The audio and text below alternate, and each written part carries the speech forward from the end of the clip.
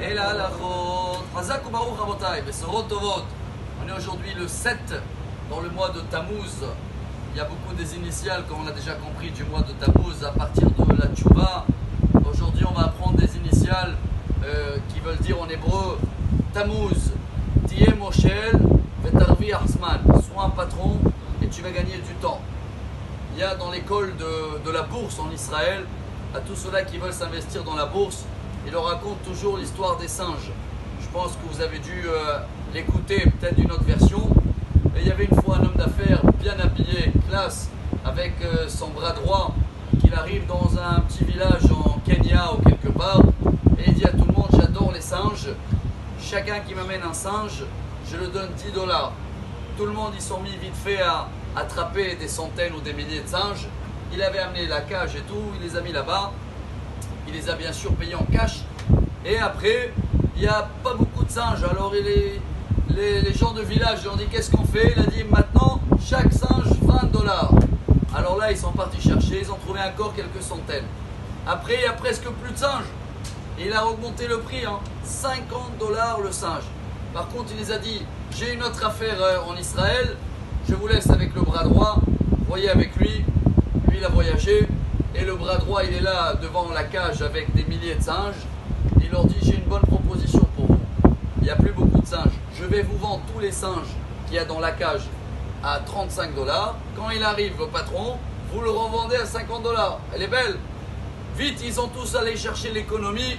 Ils sont venus, ils ont payé, ils ont racheté tous les singes, bien sûr. Et le bras droit, hop, il s'est sauvé. Et ils sont restés avec quoi? Avec leur propre singe de la jungle, avec zéro économie. Ça, on apprend dans la bourse. Pour dire à tous les nouveaux qui viennent s'investir, en leur disant attention, il y en a ici des requins, ils vont vous faire entrer, ils vont vous faire vendre, et après que vous avez tout dans la main, hop, eux ils se retirent avec l'argent, et vous restez avec les singes. Mes chers amis, c'est la paracha, pourquoi on raconte ça aujourd'hui? Le Yetzer Hara, il est tellement fort, qu'à la fin de la paracha, qu'on a lu cette semaine ou en Israël, et que vous allez lire dehors d'Israël, Chukat, il y a une histoire. Alken Yomru Amoshlim, Bou Heshbon.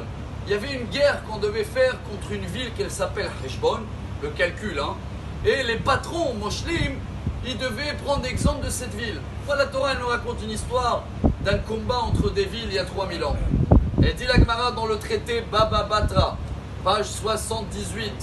C'est pour cela que les Moshlim, c'est qui les Moshlim? Les patrons. Les patrons ils disent, oh Heshbon, venez en calcul. Est-ce que notre vie c'est pas une course après des singes? Car le Yetzer Hara il est fort. Il paye en cash toujours, mais à la fin, dans 30 ans, dans 50 ans, tu risques de voir que tu es resté avec les singes, sans argent, sans rien. Alors, les patrons, ceux-là qui ont compris les initiales de Tammuz, Tiyeh Moshel, sois un patron, Ve, Ta'ase, Heshbon, Ta'ase Zariz, c'est quoi? Calcul, vois qu'est-ce qui va nous rester dans la main.